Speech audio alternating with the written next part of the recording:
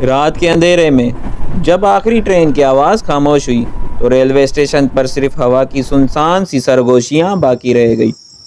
لوگ اپنے گھروں کو جا چکے تھے، مگر ایک بوڑھا شخص اب بھی پلیٹ فارم کے کونے میں اپنی پھٹی ہوئی چادر اوڑھے سو رہا تھا۔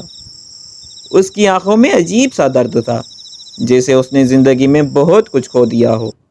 لوگ اسے روز دیکھتے تھے، مگر کسی نے کبھی یہ جاننے کی کوشش ہی نہیں کی تھی کہ آخر وہ کون ہے، وہ یہاں کیوں سوتا ہے، اور اس کی زندگی میں ایسا کیا ہوا کہ اسے ریلوے اسٹیشن اپنا گھر بنانا پڑا۔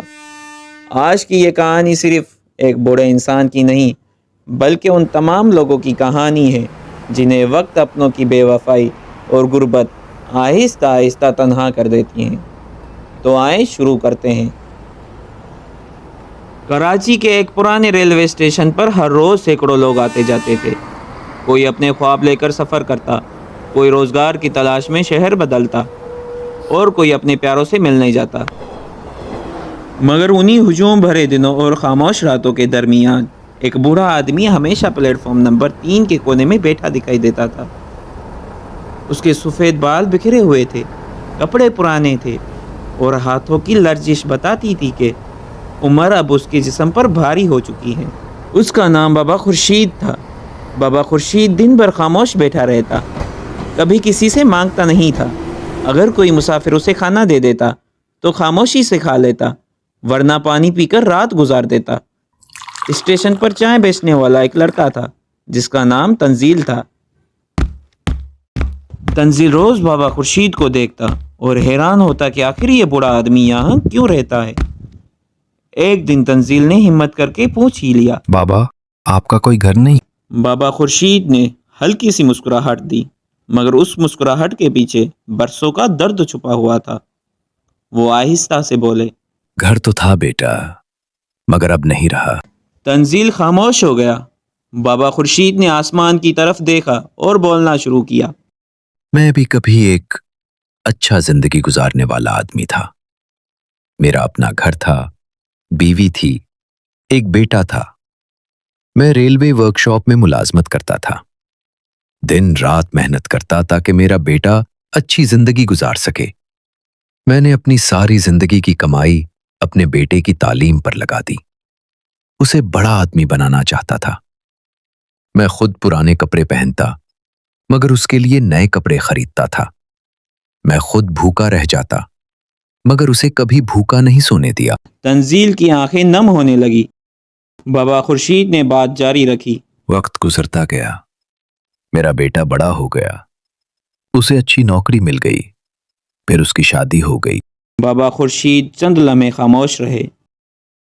شروع میں سب ٹھیک تھا، مگر پھر میری بہو کو میرا گھر میں رہنا اچھا نہیں لگتا تھا۔ وہ میرے بیٹے سے کہتی، تمہارے ابو ہر وقت بیمار رہتے ہیں، ان پر خرچہ بہت ہوتا ہے، انہیں کسی اور جگہ بھیج دو۔ تنزیل حیرت سے سن رہا تھا۔ ایک دن میرا بیٹا میرے پاس آیا، اس کی آنکھیں جھکی ہوئی تھیں۔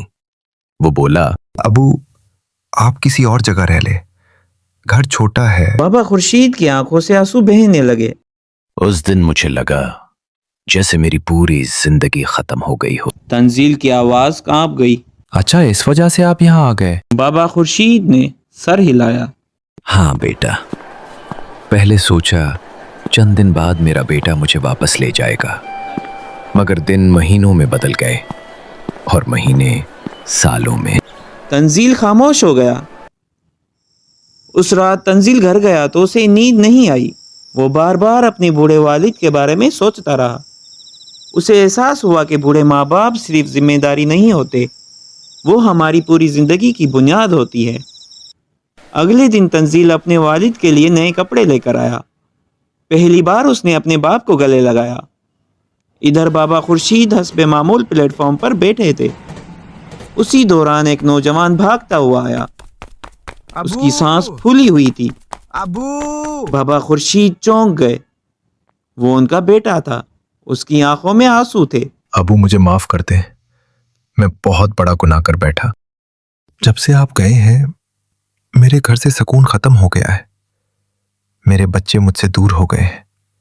مجھے احساس ہو گیا کہ میں نے اپنے باپ کے ساتھ बहुत जुल्म किया। बाबा खुर्शीद की आंखों से आंसू बहने लगे।